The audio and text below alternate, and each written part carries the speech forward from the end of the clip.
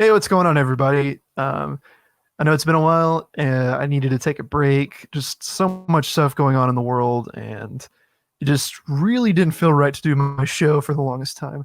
That being said, it was also out of laziness, and a lot of just stuff started piling on. And believe it or not, it's a lot of work to do this show. It's probably the easiest out of all my projects that I do, but it's just really time consuming and um, yeah, it's been really great to do this show, and it means a lot that people were wondering, like, "Hey, where's the show?" I was looking forward to that, and I only have like 142 followers on here, but that just means so much that people want to see this show continue. Um, but we're gonna have a great episode today. Really excited for this guest. His name's Rob Alderman. I consider him a mentor of mine from my hometown. Um, I met Rob a couple years ago, and ever since then, I've been filled with like wisdom and really good advice. We've had some great phone calls and amazing conversations, and he loves movies as much as I do. He's an excellent critic of movies. He's really good at critiquing. Yes, Rob will be joining us soon. He's running just a tad bit behind, but I thought I'd just take this time to talk to the audience and just chat with you guys. So see, we get three people in here. If you guys have any questions before Rob shows up, I will definitely answer them. Until then, I'm just going to talk your ear off. um, but yeah, basically what I was saying, if you did join it right away, is very thankful for everyone that watched this show. It means the world to me that people want to tune in and watch me blabber with a guest, and um, I genuinely love doing this. It's really fun. It started off as a way for me to just get comfortable in front of a camera and get comfortable talking with people. Because sometimes I don't meet any of these guests until we go live. So it's really cool just to see how I've progressed and how the show has progressed too. I mean, we're not making like any money from this, hardly. Some people have subscribed, and I've gotten like maybe $10 at the most just from doing this, which is insane. And oh shoot, looks like we got Rob here.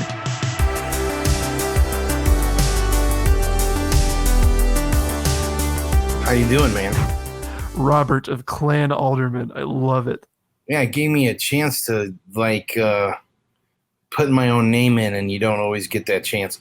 Should I have used my @? Your @ I mean, I did. You can literally do whatever you want. Man, I blew it. I knew I would blow it. You already ruined it, Rob. Come on. Yeah, I'm trying. Rob, how you doing today, man? I'm doing good, man.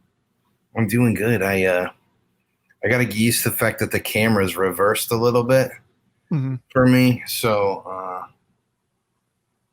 I'm like leaning the wrong ways and stuff. I was trying to get the glare from the overhead done. I don't have a sweet studio like yours at my house. It's all lighting, man. If I turn all these off, it is very unimpressive. It's just a bedroom with nerd toys and stuff like that. Let's see if it'll let me change my name now that I'm in here. I'm going to hit the... Yeah, I think you can. Yeah, it does. Hold on. Suckers. Rob Alderman cheating the system. There we go. There we go. Look how professional I am at this point. It's crazy. It is insane. So, Rob, I was introducing you before you came in. Oh, okay. And I wanted to talk to the audience a little bit because it's been like a month and a half since I've done the show. And I really enjoyed doing it. So I guess this is kind of the start of season 2. So I'm glad you're the first guest on. Yes. So I was introducing Rob. I was telling him he's a friend from my hometown in Cleveland, Tennessee. But he's also not just a friend. He's also been a really good mentor to me as well. And he's given me a lot of great life advice and just advice in general. And we share a lot of the same love for movies and just pop culture in general. So I know I said this 800 times already, but it just means a lot that you'd come on the show, man.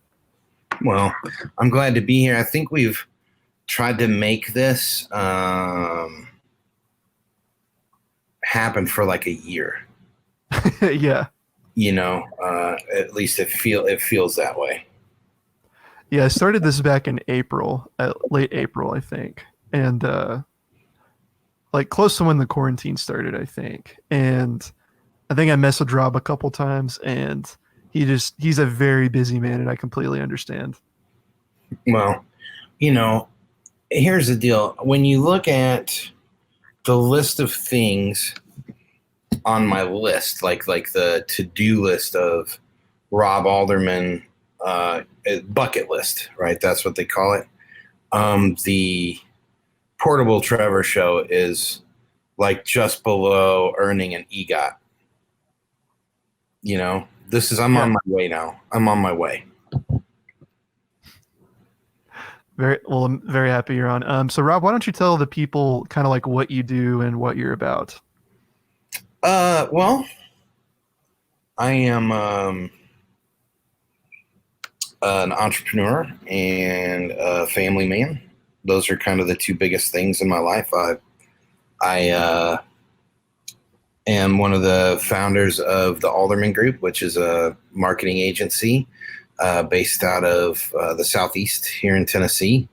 And I'm also a partner at a company called Social Joey. And I have a couple other businesses as well. I've got a beard oil company that is launching called Bear Lawson Beard Company that I'm Heck yeah. doing in collaboration with some guys that have been making just some stellar. It's called beard butter. It's a little bit thicker than regular beard oil. We need to get you some. We're gonna grow this out on you. It's gonna be Yeah, yeah, and then definitely make this scruff look a lot better. yeah, and then the other thing is I'm getting ready to open up a guitar shop. Getting ready to open Whoa. a guitar shop. So we're gonna do a little retail as well. So I do those things, and then in addition to that, or more importantly than that, I'm a husband and a father, and that's it. Those are the things that I do. As you know, I write scripts. I do a lot of writing, and I kind of do a lot of fiction for our clients, and that's what we do. That's awesome. So let's start with the Alderman Group because I think that's kind of what I was first introduced as whenever I met, or the Mm-hmm. first thing you told me about when I first met you. Mm-hmm. So it's a marketing agency kind of, and Yeah. but you take a lot of different approaches that I really haven't seen in a lot of like local advertising, like at the scale that you guys have done it. You treat all your clients really well. They seem to respect you. Sure. How have you built it up that way? Well, I think so. There's a couple of reasons that is. First of all, is we were one of those agencies that were kind of on the cusp of being digital natives, right? So my experience with the internet and your experience with the internet are two very different things. When I was growing up, I grew up pre-internet to the people, and then one day I got a disc mailed to me in the mail from a company called Prodigy, and we could use a modem to connect to chat boards on the internet and pay by the minute.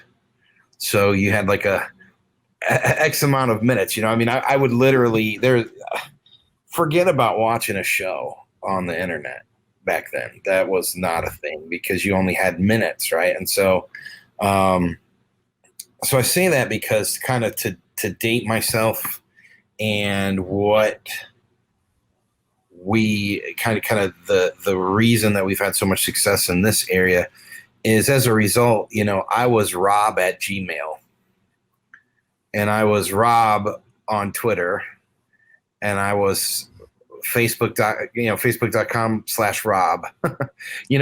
So we were kind of in the early days of utilizing digital well, and as a result, I think we realized really quickly, my wife Ashley and I, as we were in the early stages of the Alderman Group, that we didn't have to be a small local agency.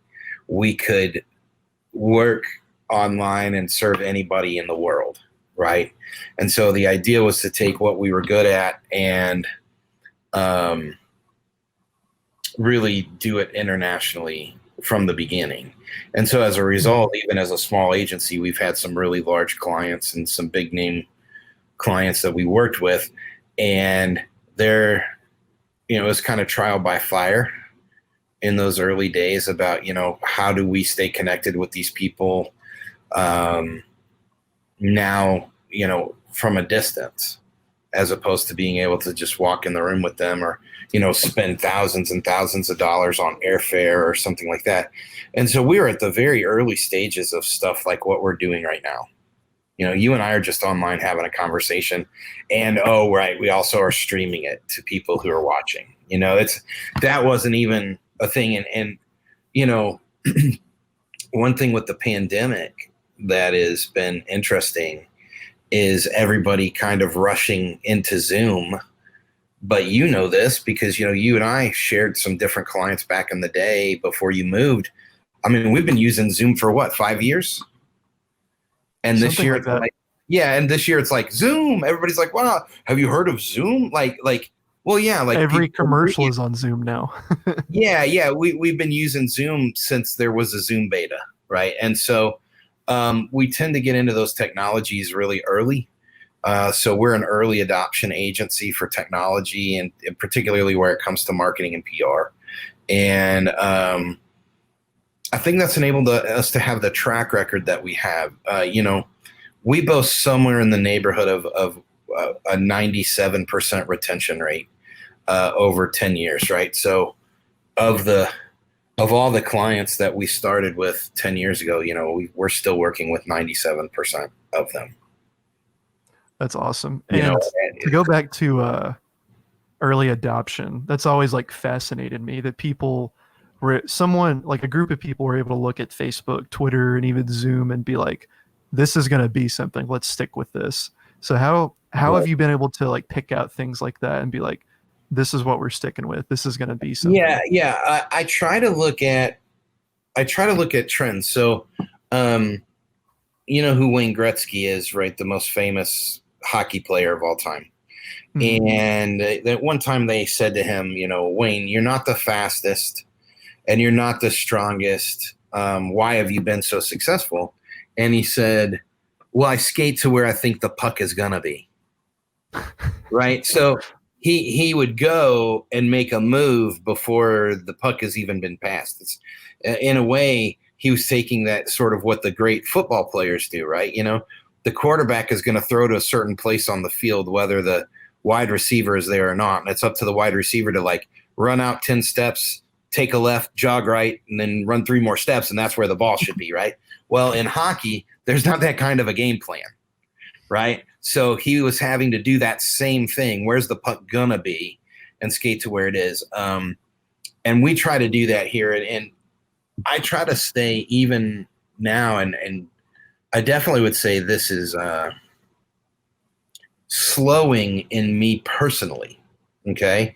Like at some point, we all become our fathers and our grandfathers, and we need a kid to program our VCR, right? Like at some point, and that is just part of the aging process. Like I've learned, as much as I try to stay on top of it, it's so much data, right? I'm also running businesses and I'm also checking spreadsheets. So I'm not just like, on my phone constantly like what's the newest thing I'm going to learn today, but I try to surround myself with people who do, and to trust their instincts about what's going to be great or not great. And the way I root those things out, to specifically answer your question, is I look for platforms where actual interesting stories can be told, and then I double down on those platforms. And I try to learn the language of the platform instead of like I already know the language of people, right? I've been doing that now for all of my adult life, communication, starting with my communications degree at Lee and moving forward. But learning the community languages that like the way people talk on Instagram is different than how they talk on Twitter, is different than how they talk on Facebook, is different than how they talk on TikTok, all these sort of things. A good example of one years ago when I said we have to be on TikTok, and we got on TikTok, and then I just hated it. It wasn't that I couldn't speak the language; it's that I didn't want to speak that language. I didn't want to be in that culture, right? And I think that from a business standpoint, probably a mistake, right? Because TikTok's a huge platform, just like I knew that it would be. I knew it was going to be huge. And I'll tell you when I knew. Do you remember the TikTok? Do you remember the TikTok thing where they were throwing the bologna on people's faces? So, Yes. okay. I felt Okay. like years ago now. Yeah, it was forever ago. So I was watching that, and I was watching thing after thing after thing of these kids sneaking in and throwing this bologna. And it was like, I don't know, it did like a month of that. And then, like this, it changed. And it was that one where, people are like doing their makeup. And I don't remember the song. I'm going to sound like such an idiot right now on Twitch, but it's like the song's like dun, dun, dun, dun, dun, dun, dun, dun, dun, dun. And then, I think I know the one you're talking about. Right. And then it drops the bass, and so the whole time that music's going on, they're like changing their makeup and doing this thing. And then like the picture will switch. And the whole time they were like going to make themselves look like a cactus, or they're going to make themselves look like a cartoon character or whatever. And you realize like that's the makeup they were doing. Right. And I went to Britain, who I know you've had Britain on the show. And I went to Britain. I said, we have to be on TikTok. And he said, why? Like, TikTok's so stupid. And I said, because everyone speaks the exact same language at the same time on TikTok. Like they adopt a trend. And so even if it's stupid, right? So think about it this way. Even if it's stupid, I don't even know, I know Throw the Woe started on TikTok, all these sort of different things start on TikTok. But the idea and like, it's easy to look at those things and say they're stupid, but what's actually happening is this like super accelerated progression of language adoption, right? That like somebody does it, then another person does it. The new one that it's not new now. It's so old. That's why I'm saying I'm so behind on now. But I love the Carol Baskin song, the one that's like, Carol Baskin murdered her husband, whacked him. It's like a remix, I think. Yeah. I'm a Savage. That's right. Yeah. One. That's the one. And it's like, it's like, that's a good example. Like it went from like, I'm a Savage to Carol Baskin. Like the whole thing turns on a dime. It's like, and in a sense, it's like the super fast version of Facebook. It makes Facebook seem so slow and antiquated, right? By comparison, that on Facebook, it's like the example of like, I'm going to list 10 states I went to and my favorite food. And then like my favorite food in 10 states. And then you see people be like, I'm sharing this because Trevor shared it. And then it's your 10 favorites and 10 favorites, right? And those things kind of, they then everyone's done it. It's like, cool, we've all done it, right? Well, on TikTok, that happens like this. But it's dances. It's Throw the Woe. It's Carol Baskin song. It's, and so I said to him, we're moving into communication again that's more like hieroglyphics. Like we're not using words, right? Like I'm saying something by just being like, and so, but ultimately I was still really upset because I was so good at Vine. And I felt like I did double down on Vine. I had a lot of viewers on Vine, and I felt like I had a good platform on Vine. And I was angry that something as annoying to me as TikTok got to stick around when Vine got shut down. And so I didn't really move. I think a lot of people were. Yeah, and so I didn't really move us into what's the new one? There's a new one that we're trying to do. It's kind of like Vine, and it's not TikTok. It's called Byte. Byte, I think. Yeah, It's from the creators. yeah, and I have that one too, and it still doesn't have Vine. It's not Vine, you know, and even though it's cool. So, um, if anybody out there, Vine was like lightning in a bottle. Like, right? why do you think that was so different from TikTok? And why do you think? Because I don't know, the community felt better. It's Yeah, more digestible. I don't yeah. know. What do you think? Well, here's what I think. So first of all, Vine's user experience on the app was just flawless and clean.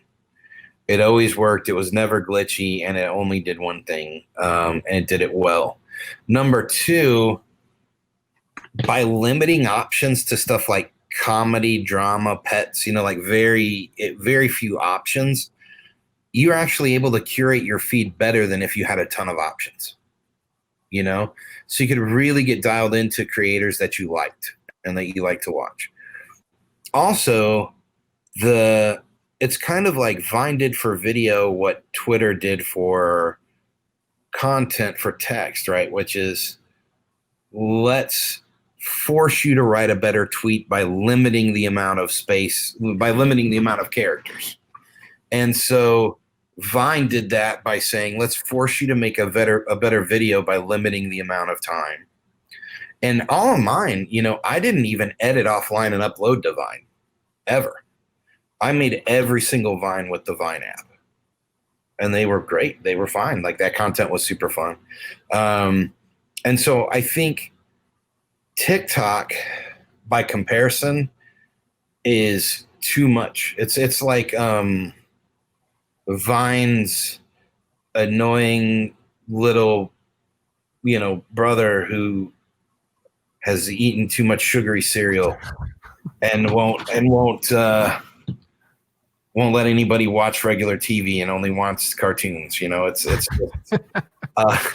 that's how I feel about it. But in hindsight, years and years ago, when I was saying we have to be on TikTok, I was correct. We did need to be on TikTok.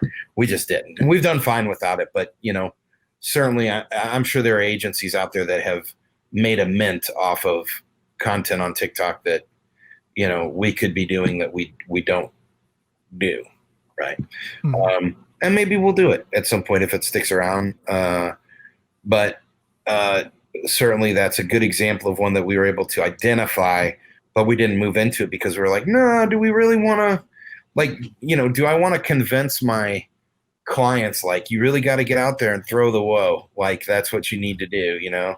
Is that what I want to tell my client? Like, okay, we're going to shoot this video for your You just gotta hit the wall. yeah, for your doctor's medical group, but you guys are gonna sing the carol back. I'm imagining you telling that to like United Way or something. Right. Yeah, exactly. Like, I'm gonna sit down. That would be so funny. Sit down with the CEO of United Way, and I would be like, I need you to sing this song about Carol Baskin killing her husband. Oh my gosh. And do you think, because some of my favorite advertisements ever are not trending at all, like they don't try to Yeah. do anything, they're either being original or, and I feel like most people say they want originality with their marketing or advertisements, Right. but then at the end of the day, what's always popular? It's the things that are trending. Yeah. Well, I think too, at the end of the day, good content trumps trending content for dollars. Like, so for example, just because everybody's throwing the woe doesn't mean that a company who throws the woe is going to like sell more chips or more burgers or more. Do you see what I'm saying? Like, just because you jump into that pool, you're just swimming in the pool. I follow some pretty good brands that do this very well on Twitter. My favorite, I don't know if you've noticed, but like, I interact a lot with Hot Pockets, and I actually have never seen you interact with them on Twitter. Yeah, well, me and Guess I'm missing out. Hot Pockets are pretty close. We're like this. And I think they do it right. They actually don't tweet all day, every day. And when they tweet, it's like kind of fun, but they're not trying to like they're not trying to like create sales through their Twitter account. They're just strengthening the community of people who love Hot Pockets. Like one day they sent me Hot Pockets to my house, like a bunch. Really? Yeah, Wow. yeah, they were just like it was around Halloween, and they were like coming up with like, what's your Halloween name for Hot Pockets? And I call them Pookie Spooks. And I was like, I've been calling you. I was like, I've been calling you That's Pookie good. Spook for a year. And I was like, I go to my microwave, pop in a nice Pookie Spook, and sit down and enjoy it. And they were like, "You crack me up. What's your address?" And they just sent me like 3 bags of Hot Pockets. Like, and so like, of course, like that's what it should be for. Nobody's getting on these platforms and saying this is where we'll make $1 million, but everybody's getting on there and saying like this is where we'll solidify an audience. That's what the best content does. Is it endears you to a brand. Absolutely. I actually had a similar situation with Dunkin' Donuts, and it's partially the reason why I still love the brand so much. Whenever I was at Lee University, I was writing a paper one day, sitting at the Dunkin' Donuts in the SMC building, and I took a picture of my little station that I set up at a table. Yeah. My Dunkin' had a notepad and my laptop, like open, writing an essay, and I like took a picture and I said something like "running on Dunkin' while writing this essay." And they like retweeted me and everything, and they sent me a message like, "Hey, we want to send you a care package for being a good student." And I was like, "Oh, that's Right. awesome." And they sent me they gave me like a hat, like a $50 gift card, a Dunkin' Donuts mug, and a T-shirt. Right. And I was like, "I've never had this happen before. That's awesome." Yeah. There was a time, I don't know if this is before your time or not, but do you remember Clout Scores? Clout Scores? Yeah. Is that a website? So it used to be that there was this app and a platform website called Clout, Klout, and it weighed your engagement across platforms, and it gave you what was called a Clout score. And for a while, it got so popular that you could put it on your resume, right? Like it was before people used the words influencer. And what's funny is now influencer is a dirty word. Nobody wants to talk to somebody who's an influencer. Nobody's interested. That feels so fake. But clout, having internet clout, was an actual number, right? It wasn't you saying like, I've got 12,000 followers. Like, who cares? We want to know what those people will do if you ask them to do something. If you got 12,000 followers and none of them listen to you, who cares? Right? Better to have somebody who has 500 that everybody will go out and buy our product. So I had for a while had a very high clout score. Okay. And as a result, companies would send me things to try. And so like I got to go to the movies for free because all the new movies they would be like, if you have a clout score of such and such, they would mail you tickets, or they would say like, try this food. They would send it to your house. And, the hope is that you're going to tweet about it, or you're going to post on Facebook about it, or on your Instagram about it. And that was like a very interesting thing because it was a solid number, and you could always tell if your posts were doing really well because like you check clout and your clout score would be really high, and you'd go, oh, people are sharing that post, and sure enough, next thing you know, like, Disney's saying, can we send you to the next movie? Like that kind of thing. It was neat. That's awesome. I think people ended up hating it because, it's like the old Morrissey song that says, we hate it when our friends become successful. It's like really rough if you and I are trying to have this conversation, you and me, and we've known each other for years, and we're going to talk marketing, but like, what if Trevor's clout score is 100 and mine is only 75? That's rough. Like it's wearing a badge that says I'm more popular than you on the internet. And so it kind of died, I think, due to people being jealous, or being prideful or whatever. But for like one little shining moment, man, it was like all the swag, and it was awesome, you know. Uh, and like I said, more definitive than I'm an influencer. Right. It's interesting you said that people put it on their resumes. Like that's not something I would usually put on a resume. Like, oh, this I I have 1,000 followers and I have like 50 retweets a day or something like that. Sure. Well, at the time, corporate America was just beginning to allow people to, be social media managers for a living. And so you had these corporations trying to figure out, like, how do we hire someone? Like we're going to look at somebody's resume. They're like, I'm good at Facebook. I had MySpace. Like, you know what I mean? And so again, that's a good difference between your age and my age, right? Like, that's a world I grew up in that you didn't grow up in, like where the title social media manager was brand new. It was like the Wild West. Mm-hmm. And so how do you know if this person's better than this person? Well, this guy's got a higher clout score.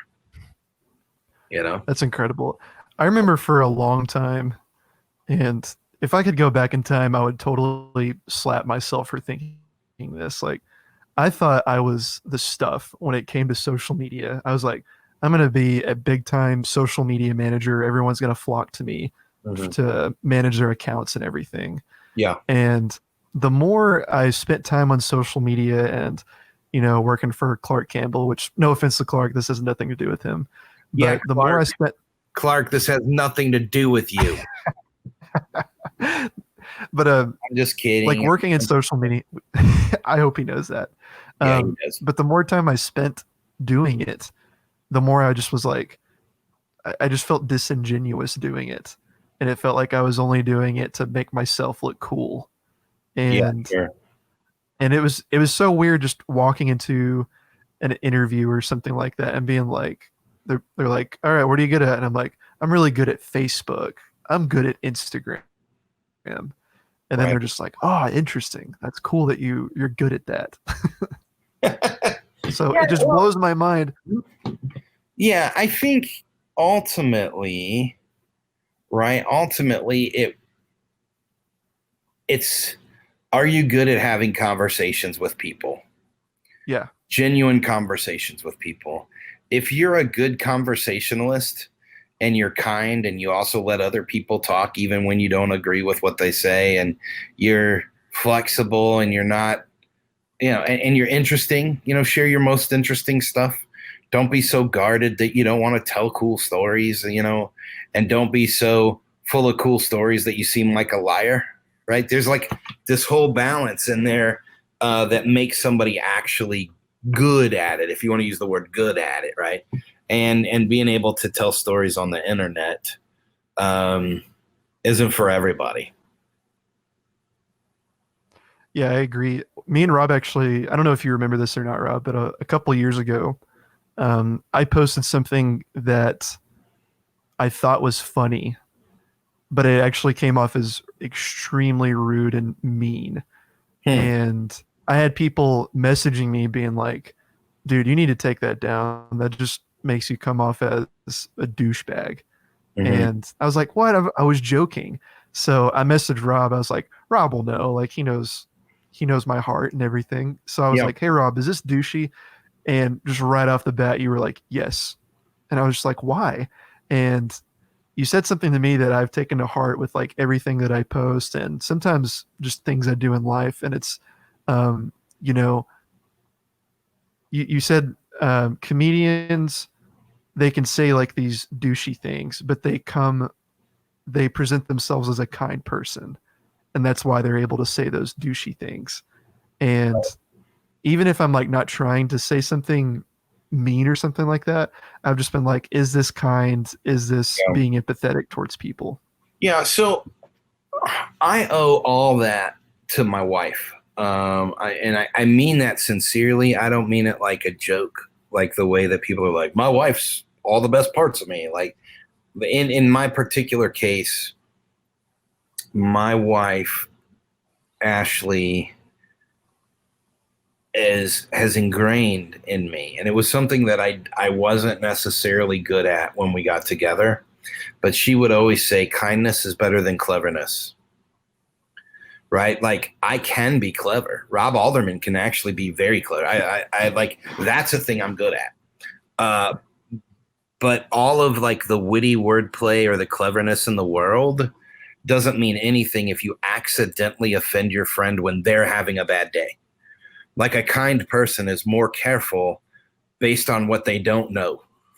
You know what I mean? Like I don't know what kind of day somebody's having, and it may just not be the time to say a snarky comment about what they've created, or even about a picture of their dog, or you never know. You say some sort of a, to get a picture of somebody with their dog and you say, man, that dog always was so fat.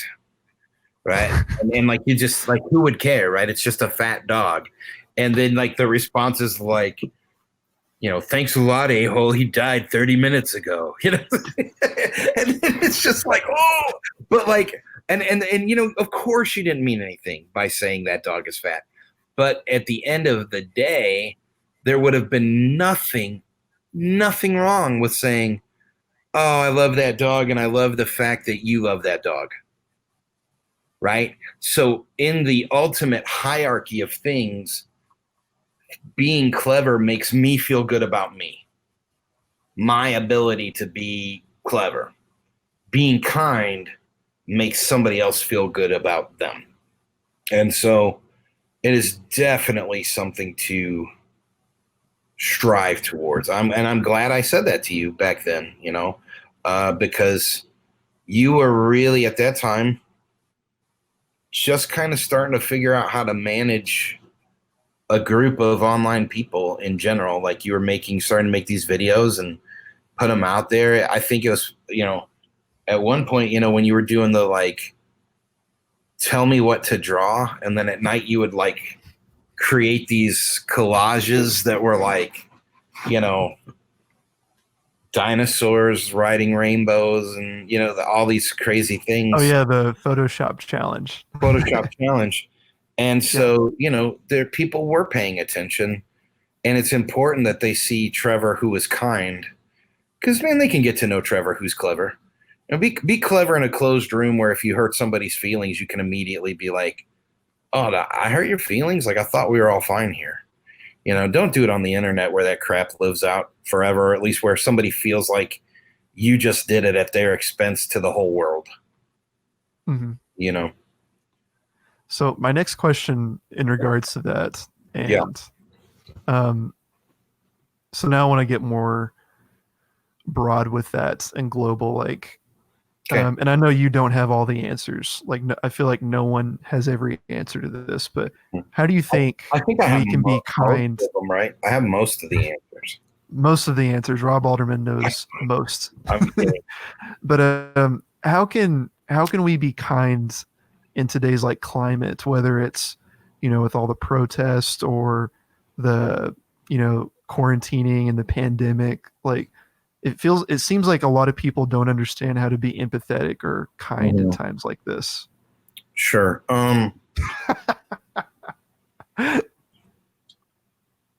I think,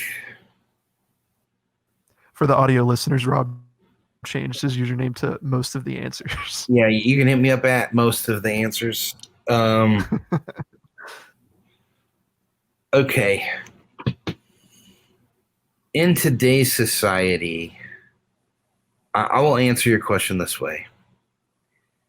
In a world that is increasingly polarized, I think that kindness has to become the baseline of anybody who is rational. So at the Alderman Group, we have a saying, and I remind my folks of this all the time, whether it is in their interpersonal relationships at work between one another, or if it's at with a client.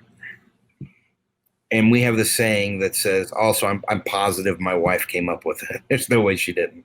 This is, you can navigate any difficult situation directly and kindly, right?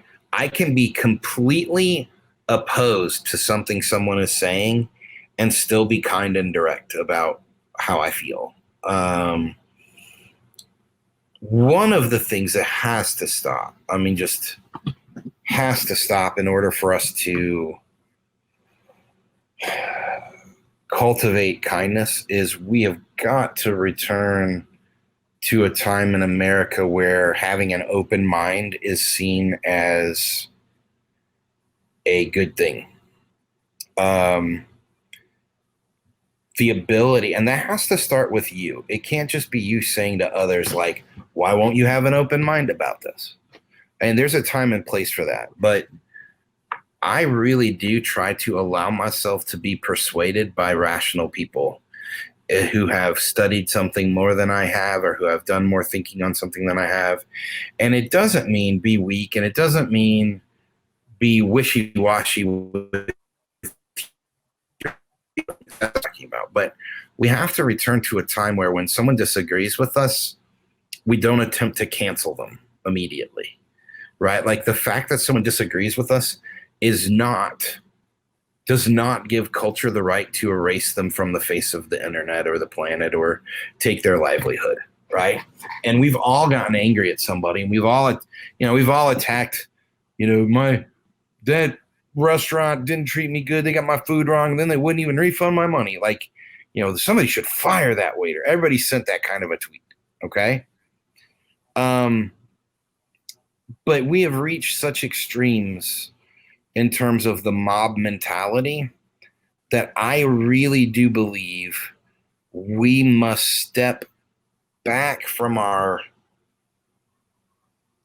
unbelievably quick assumptions and come at it from a standpoint, whether this is right now, obviously everybody's talking about wearing masks, and do you or don't you, and what, and what's funny is, I'm a mask wearer. I'm a massive libertarian. For those who don't know, it doesn't take long, I think, for people to realize, if they watch my tweets or they look at my Facebook, that I'm a free market libertarian, right? Like, I own a bunch of businesses. I want people to stay out of my wallet. I want them to stay out of my bedroom. I want, I don't want big government. That's not like a thing I want. But at the same time, I believe that my rights extend to the part where I might harm someone else. So I don't need anyone to tell me to wear a mask, because I want to naturally protect people around me, so I wear one, right? At the same time, I know rational, kind, and good people who don't wear masks because they're sort of like, well, where does it all end at this point, right? And they feel like every single day they get hit with another news article that says, the masks work, the masks don't work, the masks work, the masks don't work, right? And so, like, at some point they're like, I give up, I quit, I can't, I'm not, no, and as a guy who inherently doesn't want people to tell him what to do, I get that. I totally get it, right? I'm a libertarian. I don't want you to tell me what to do, right? There's that libertarian sticker that says, like, all I want is for my gay neighbors to be able to protect their marijuana with guns. And That's it's quite like a bumper sticker. yeah. And it's like, the thing is, you don't have to be a gun owner, a marijuana grower, or a homosexual to appreciate that statement, right? Like, that statement literally just means, I want to leave you alone, and I want you to leave me alone, right? I am also a devoted Christian. I am also an ordained Anglican minister, right? And so I have my moral thoughts, and I have my moral ideas, and I do believe in a moral code of things, right? I just don't, when it comes to operating in a sphere of a literal melting pot of all feelings and all morals and all, and when I say all morals, before you attack me, internet, and try to cancel me, Like, I'm not saying like, yeah, go for it, murderers, or something like that. I've been very clear, right, that I do believe our rights should only extend to where we're causing harm to someone else. But my baseline has to be, I will listen to you and I will not try to cancel you. Right? And that is what isn't occurring. That is what is not occurring, Trevor. And it's terribly disturbing. I know that we've only got about 15 minutes left, so I want to push a book. We can go further. No, it's cool. I don't know that we'll have more to say or not, but I want to tell people about a book that I didn't write. Okay, so I don't make a dime off of the sales of this book, or anything, but it had a massive impact on me personally, and it's called The Madness of Crowds. So go check it out. I believe it's written by a man named Douglas Murray, and it is a fascinating study of how the internet has enabled us to adopt new thoughts and ideas faster, and as a result, they are unproven. So what used to take years to get into our culture becomes a hashtag overnight. It's like we were talking about TikTok, remember? It's like 1 minute it's I'm a savage, the next minute it's I'm Carol Baskin, right? Except for imagine what we're doing in this world. We're actually like the internet is causing people to be rushed through a series of thoughts of things that are as serious as gender identity and like how we wear a mask to protect another human being. And it just becomes a hashtag. Like, those things shouldn't be hashtags. These are people's lives and livelihood. And what happens is the internet has destroyed expertise. And I can tell you, going back to what we were talking about when we were paying for the internet by the minute, right? When you get groups of those guys together, right? So I'm talking about your 40 and ups, your 40-year-olds and ups.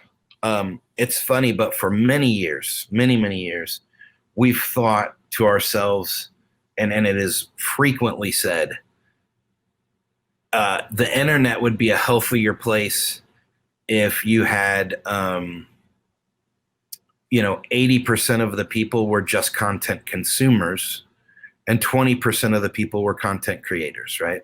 It would enable you to sort through things. Now, obviously, as a libertarian, I'm opposed. Everyone gets to be a content creator in the libertarian world, right? But it does at least lend thought or credence to this idea that we move through ideas too fast, and therefore we lose kindness along the way. We lose rationality along the way. We lose kindness. I read a tweet yesterday that said the pandemic is causing the world to finally see how science works in real time. So the truth is, pre-COVID-19, we didn't realize that like there are always like 50 other independent studies and they all come up with different data. And then that stuff gets peer reviewed. And then over years, we figure out what did or didn't happen as we track down source, patient zero. That all happened that's where the sausage gets made, man. That's like, behind the curtain type stuff that has always been in what is good science. But because we have the internet right now, we're like up and down and upward. It kills everybody under the age of 19, right? Because like somebody's like, we gave this thing to 19-year-olds and they all died, or something like that. And nobody's like, oh, by the way, they, all of them had previously had pneumonia and a heart attack. All we see is the headline, like COVID kills 19-year-olds, right? So the truth is, all of those things, that doesn't make it bad science. Science is about progression. Science is about testing theories. When good science isn't attempting to be definitive, it's attempting to be progressive. Better and better and better and better and better. What if we, as the consumers of this data, were trying to do the same thing? Oh, we've learned a bit more. Let's be flexible. Because that's Oh, what science is it's trial and error, that's right. like over and over. That's right. And when we take these things and we make it like hashtag never wear a mask, well, we've made it what we've been aware of COVID-19 like since November. Like, does that seem like anybody should be planting any flag in the ground about what is or isn't definitive when it comes to like a killer virus? You know what I mean? Like that's like the craziest thing, to think that that could even be possible. So, if we are going to be kind, we must first be reasonable. And right now, the internet is full of a bunch of petulant children who they none of them want to be reasonable, and you know it same as I do, right? Like that this knows no political line. This isn't, it's not the liberals and it's not the conservatives that are the problem. It is irrational, angry human beings, right? I can think of several posts that you've made that I look at the people who are already commenting and I'm like, nah, I'm not going to say anything because I know they'll see what I say. And instead of stopping to think, well, maybe Rob has a different opinion, they're just going to get mad. Right. And I'm sure it's the same way with you. Like I have people like that post on my stuff all the time. And I'm like, I'll get in private messages. Oh, so-and-so just entered the thread. I'm out, you know? So that's how I think we traverse a global pandemic and an uncertain political terrain is that, I'm sorry to break the news to you, internet, but like there's a whole lot of really rational people who believe the opposite of you, right?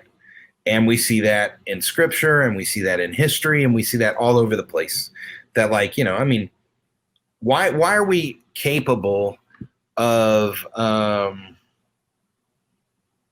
accepting it in like, everybody's been watching Hamilton, right? Like the founders of our country didn't all agree all the time, but they created like a really remarkable document that like we still use today that is maybe even more relevant today than it was when they wrote it. And that's hard to do, especially when you all don't agree. But they put the country first. I would break that down into our subgroups, like put your group of friends first.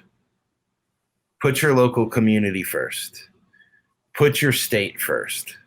Put your country first. Like, what are the things we can do to be rational and reasonable and get along and remember that the internet tries to convince us that our differences are greater than our strengths.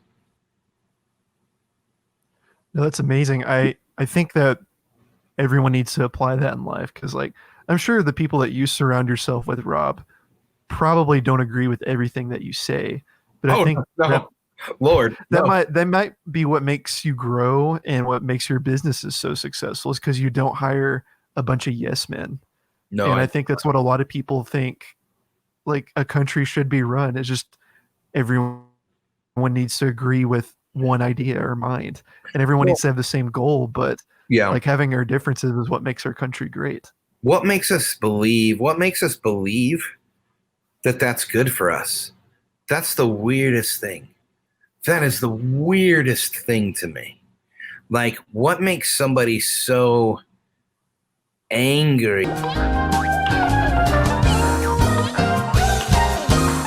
Really only have time for one more, or I'll give you one more. That was a quick one.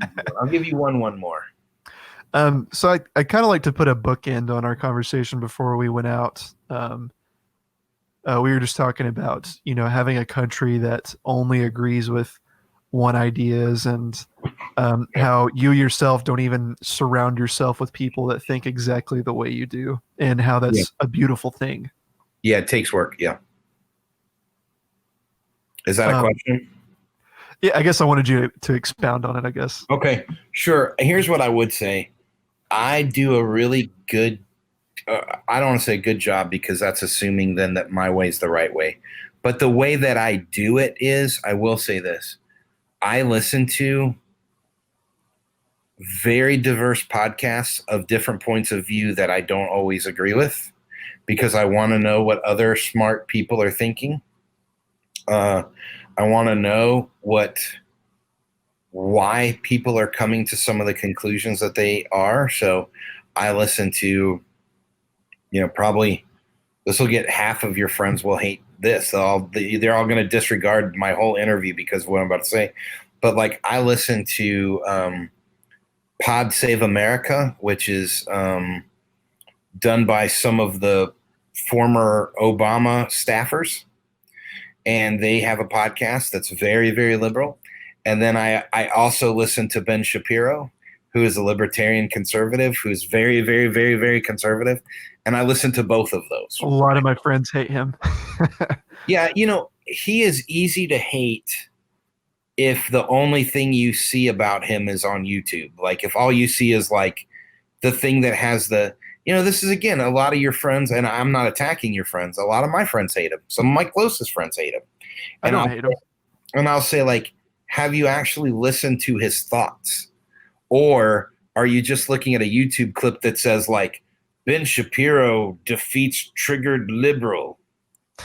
Like, of course you're going to hate him if you only see, like, a 60-second clip of what he thinks, I've seen his whole thing whenever he goes to colleges and just openly says, like, debate with me. And I think he's a brilliant debater, especially if he's like paired with someone like Jordan Peterson, or That's right, yeah. I've even seen him on Joe Rogan, and he's amazing in those types of environments. Well, and you forget that you're talking about a guy who's done, hour and a half long interviews with every liberal presidential candidate that would agree to come on his show, and not to argue with them, to hear, he was the guy who, was on the record saying that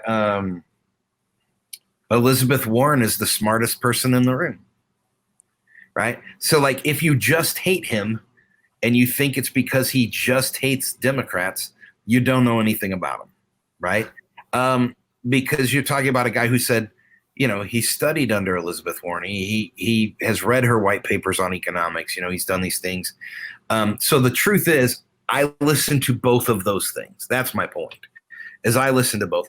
And then also online in my back and forth discussion with people, I make certain that I never share anything that I haven't fully read, and I don't give in to clickbait, and I have meaningful conversations with people on both sides of an issue, and I don't just assume one of them is wrong. And that's hard to do. Really good perspective. It's hard to do. You have to work at it. You have to really, really work at it and create that kind of an environment. So that's what there you go. That was your second question. Well, Rob, thank you so much for coming on. We didn't get to hit every point that I wanted to, but I think we had. That's why we're going to do part 2 later. Like, yeah, come totally. at me. How many people do you normally have in a season? Well, this is the start of season 2. You're episode 39. I've had 38 episodes so far. So that's probably more than a season. Okay. So when you get like halfway to your next way, like after you've done like another 10 or 15, then hit me up and I'll come back on and we'll do this all again. Absolutely. I've not had a returning guest yet, so that would be pretty cool. Number 1, baby. Hold on. Don't go anywhere. Are you about to hit the whoa? So I'm going to be the first returning. For the audio listeners, Rob changed his username again, and this time it's at returning guests. Yeah, I'll be your great usernames being created today. You know what'll be great though is if we do return, it'll give me a chance to ask you some questions, and you can answer some of my questions, and then you'll get to ask me the other questions you have. So I think, your fans would be well served by most of the answers. I think so too. I like when guests turn it around and ask me questions, because sometimes I really have to pull it out of my butt whenever Sure. I ask a question. But for this interview, it was great, dude. Like Awesome. me and you have we have a history, we have a friendship, so Yeah. super easy. Yeah, But man. Rob, thank you so much for coming on. Is there anything else you want to say before we say bye? No, man, you guys can find me. What I said earlier, read the madness of crowds. Um, be rational and reasonable. Allow your mind to be changed when it is important for you to grow, and be kind over clever. And if you do those things, you will have a much healthier internet experience. Great points. Thank you so much, Rob. All right, And I'll man. see you guys later. Thank you so much.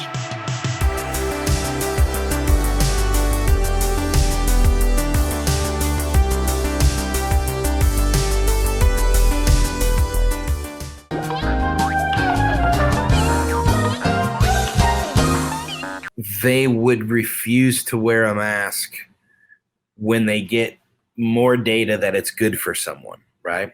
Well, like that means that person's been really, really pushed.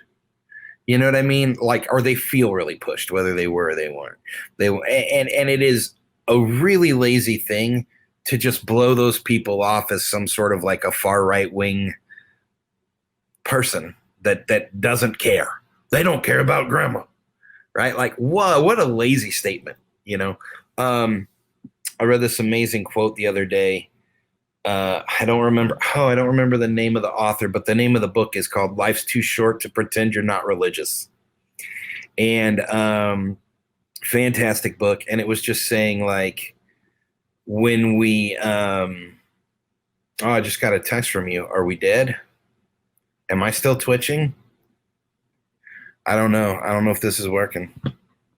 I just got a text from Trevor that says, uh-oh. Let me see what he wants me to do. Oh, I think I'm the only one in the show now. Maybe I should keep talking. Hold on, I'm gonna edit this. I don't know. It says I'm still live. I think I might be the only one here. I'm gonna change most of the answers to all of the answers. Hold on. I am now the Portable Trevor show.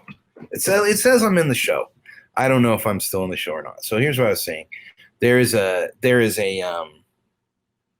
book called "Life's Too Short to Pretend You're Not Religious," and in the book, it says that when we boil somebody down to any one word moniker, if I say you're liberal, you're a liberal, or you say you're a conservative, then what we're really doing is we're missing the beautiful, unique, amazing person that that person is. That's actually a very lazy way to go about life, and that's not what I want to be.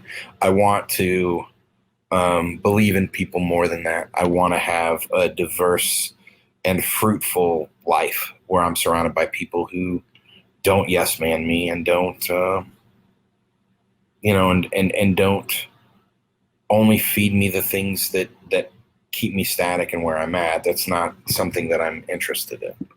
Hold on a second. I'm going to text Trevor and see what he wants here. I'm going to be like, am I still on the show? You are gone.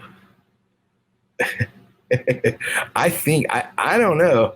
I think I'm still on this show. Anyway, I've texted him. He says, let me try to bring it back. I'm going to keep talking and see if he hops back on here or not.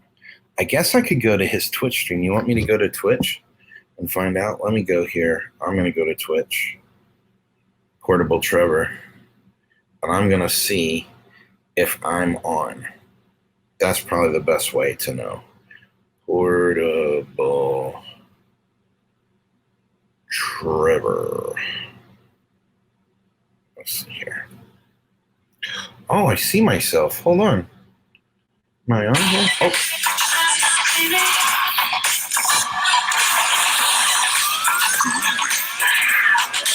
It was pretty good season 2. Ice creamy outside. I don't know when I'm allowed to. New bomb pop middles are skip not this. one thing. There's ads everywhere. Oh, oh. All right. So anyway, I'm the Portable Trevor show for you tonight. For those of you who are watching, I'm still here. I'm Rob Alderman at All of the Answers. The truth is, I'm at Rob Alderman. So one of the things that we were kind of discussing about having a rational mind, I guess, like to bring it home, we've only got like 2 minutes left. So number one, check out the madness of crowds and stop to think about whether or not we're adopting ideas too quickly before they have time to be proven out in smaller groups. And if every single thing that we do should be a hashtag or not. Number two, check out Life's Too Short to Say You're Not Religious, because it really does delve into how we can truly focus on people being unique creatures, beautiful creatures who are different. Try to be kind before you are clever. And if you need marketing, use the Alderman Group. So with the last 20 seconds of this show, I will say thank you for tuning in. I'm Rob Alderman, at Rob Alderman, at Most of the Answers, at All of the Answers. Portable Trevor is no longer with us, but I appreciate the fact that you were here, and I hope that you enjoyed my talk tonight. And if you have any more questions about things we've talked about, you can always email me, rob@thealdermangroup.net, or hit me up at any social media at Rob Alderman. I'm going to change it right here. One last time, I'll edit the name. Rob Alderman. So if you have more questions about what we talked about tonight, about the internet, about social media, about the adoption of new technologies, about kindness over cleverness, and about having a rational mind, do check it out. On behalf of me and Portable Trevor, who left us far too soon, this is Rob Alderman, signing out.